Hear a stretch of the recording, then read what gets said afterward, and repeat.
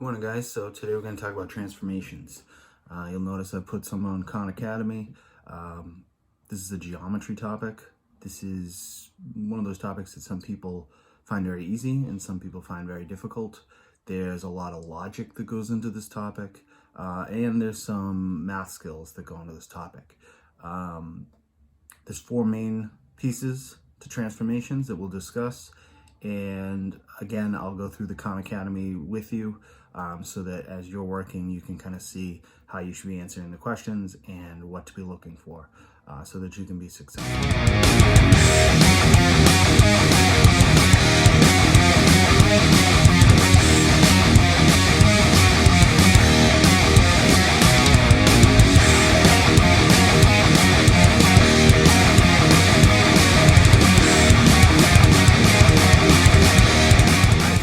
There's four main types of transformations. They are translations, reflections, rotations, and dilations. Okay, so we will start with the easiest one, which is translation. All right, so here is my pretty lame attempt at showing you the different types of transformations. This is very rudimentary. But I think it pretty much defines or describes the difference in all four. So we start here with translations. Okay, translations have a figure, and that figure is then, we like to say, slide or slid across a coordinate plane. It can go left, right, it can go up, down, it can go diagonal, it can have multiple translations. But basically the premise is that this figure doesn't actually change, it just moves across the coordinate plane. Depending on what direction is based on the numbers given to you in the math. Okay, next we have reflections. So reflection is kind of like, we think of like a mirror.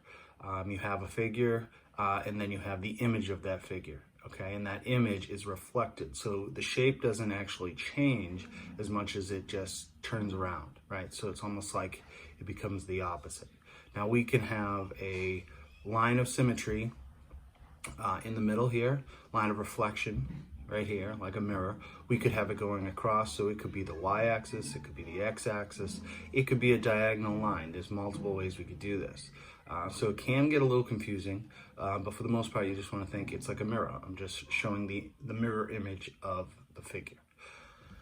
Next, rotations. So rotations are fairly simple. We just are rotating or spinning around a point, okay? Now in this case, this would be like an example of a coordinate plane, right? And if we said we rotate the image, well, it spins around the coordinate plane. One thing to be aware of is notice that as it spins, it turns, right? So it's not like a reflection where it just flips or a translation where it just slides. This is actually turning around, so we're actually gonna see the shape turn on its side, then go upside down, then turn to the other side, and then finally come back to where it was if we were to rotate all the way around.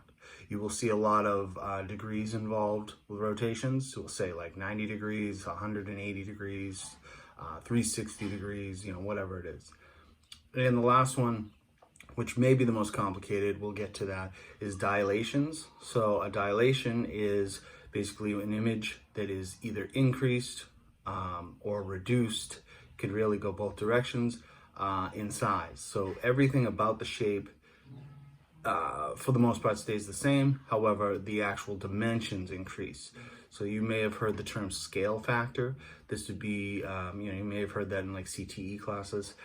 This means that the shape is proportionate. It's basically showing you all the dimensions. It's just been reduced to make it, easier to work with. Okay, so dilation is a change in size, but not actual dimensions or proportions, I should say. You may have also heard that term when you get your eyes dilated if you have glasses. And think about that, your pupils get larger, right? They don't change, they just get bigger. So that's dilation, all right? All right, so the first con that I am looking at right now is translating shapes, okay? This is a pretty simple one. Now, the hardest part about con here is just to get, answer the question properly. What I usually tell students is first match up with the original figure. So I'm gonna drag these green points that I can move around, and I'm gonna trace basically triangle ABC. Then I wanna think about what the question asked me. Well, the question says, draw the image, triangle ABC, under a translation by 3 units to the right and 4 units down. So each one of my points that make up the triangle, A, B, and C, are all going to move in the directions that I'm told. So that's 3 units to the right, so I would just take this and drag it that's left, so 1, 2, 3 to the right, and then 4 down. So I'd go 1, 2, 3, 4 down. And I repeat with B, so I go 1, 2, 3 to the right, 1, 2, 3, 4, what did I do, 3, 4 down, and then same here, 3 to the right, and 4 down. And there we go. And if you look, now I have the same type of triangle. If I pick this one up, and we got it. All right. Next question. All right, so again, I would start by taking the green one and tracing the blue one. Okay, so the green is gonna be the image. Okay, sometimes we refer to it as prime, meaning that it's the second image. So draw the image of triangle ABC under translation. Now this is a different way of looking at it. So the other one told me to go to the right, go down. Well, this basically is the same thing. It's just now they want me to see the movements in math. Okay, and what that means is, X is gonna minus 6. So well, what does that mean? Okay, well, X is the X axis. If I minus 6, I move 6 to the left, right? So I'm gonna take A, I'm gonna move 6 to the left. So 1, 2, 3, 4, 5, 6. All right, and then Y wants me to move 7 down. So minus 7 on the Y axis would be 7 down. So 1, 2, 3, 4, 5, 6, 7. All right, so that's my new A. Go to B. It's good to go A, B, C, stay organized. If you're out of order, if you get disorganized, that's where you're gonna make mistakes with this. So again, we're gonna go to the left 6, and we're gonna go down 7. Okay, now I was able to do that quickly because I said, well, I'm at 7, so to the left 6 just puts me at 1. 6, 7 minus 6 is 1. And then I went down 7 nice and quickly because I knew I'm at 0.